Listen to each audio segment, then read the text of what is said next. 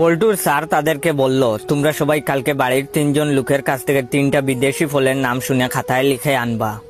বল্টু বাড়িতে গিয়ে বাবাকে জিজ্ঞেস করলো, বাবা একটা ফলের নাম বলো তো।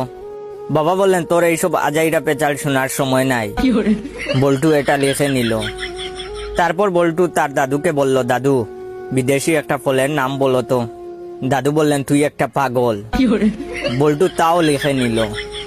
এরপরে বল্টু তার ভাইয়ের কাছে গেল, গিয়ে বলল, ভাইয়া একটা ফলের নাম বলো তো।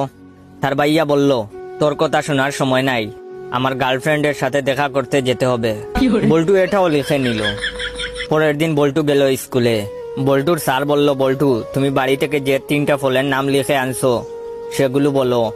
বল্টু বলল, তোর এইসব আজাইরা পেঁচাল শোনার সময় নাই। স্যার রেগে গিয়ে বললেন, কি তুই আমাকে চিনিস? বল্টু বলল, তুই একটা পাগল। স্যার বললেন, কি? চল তোরে প্রিন্সিপালের কাছে নিয়ে যাব।